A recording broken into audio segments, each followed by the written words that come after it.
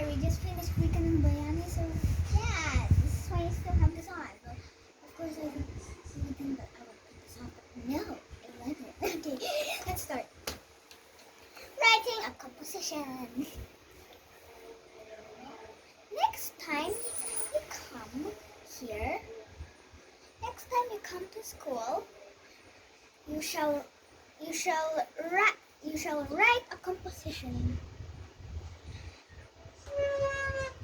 said the teacher of Love Lane School. And on Friday, I expect you to read.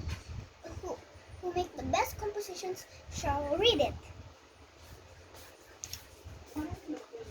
Some children were pleased, some were not. Children pleased, children not pleased. Right. So this is what happened. So that the children asked, wait, what are we gonna write on the composition? Teacher said, any subject you want. Some children like the subject home, others like school. And a boy said he would write the horse, and a little girl said she would write summer. Yeah. Next day, every pupil had written a composition except one. Henry Longfellow, said the teacher. Why haven't you written a composition?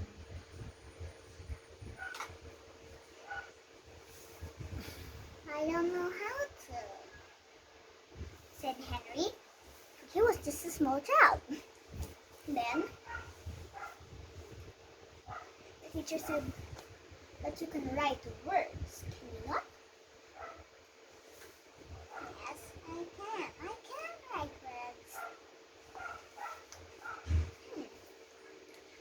So,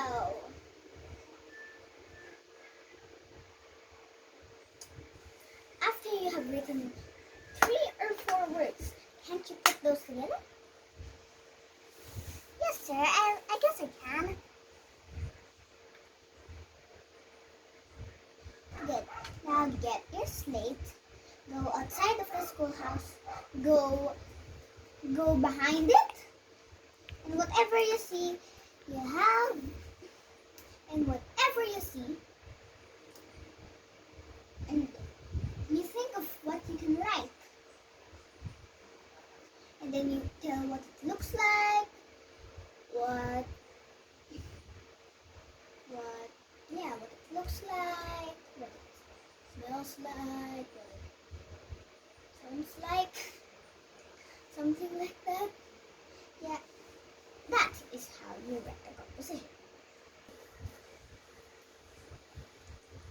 So, little Henry went out with his slate, and not far from Mr. Finney's barn, Henry saw a tulip. Wait, a turnip. Lakasan mo, anak, please. Henry saw a turnip. Then he wrote turnip in his slate. Here it was. And then he thought what he was supposed to write on what it was like, what it was done with, and yeah, what it was used for. And he wrote it down. Then after that, he wrote a very neat composition.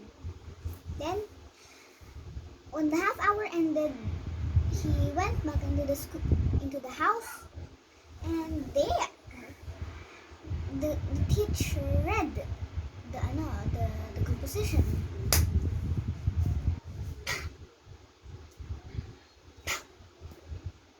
That surprised him.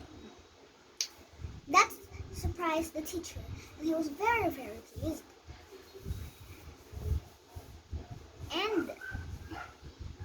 And little Henry read his composition right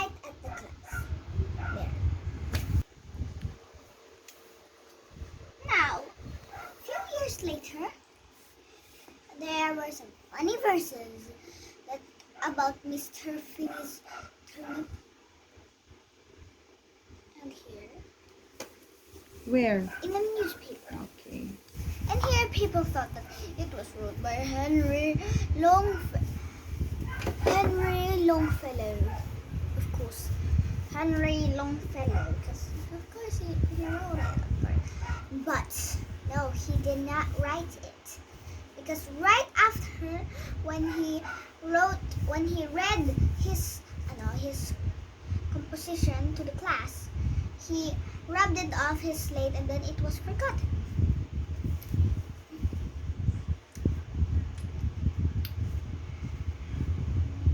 And he did not put his composition into verses. But if you want, he did not put his composition into verses. You know, ow. Right. And so this is what happened. So then, alright. So now, if you want to hear the funny verses, here you are, but you shall never, never, never think that Henry Longfellow wrote it. Not funny. Alright. So here was the verse, the Bible verse. I'm just kidding, no, it was not a Bible verse. Not even a Alright, so Mr. Finney had a turnip. It grew and it grew and it grew behind the barn. And the turnip was no harm. It grew and it grew until it stopped growing. And then Mr. Finney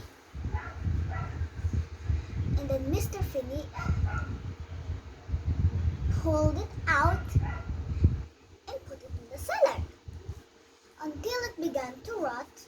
Susie Finney washed it, put it in a pot, and boiled it as long as she could. And Mrs. Finney took it, and then she cooked it. And then this is what happened. Then after she cooked it, Mr. Finney and his wife gobbled and gobbled and ate up the turnip. There are a lot of children in our school that know about Henry Wadsworth Longfellow.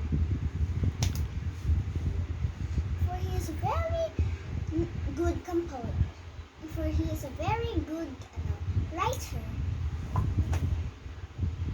And he also wrote some beautiful pieces called The Children's Hour and The Village Blacksmith, and many other beautiful pieces that you would want to read and remember. The end.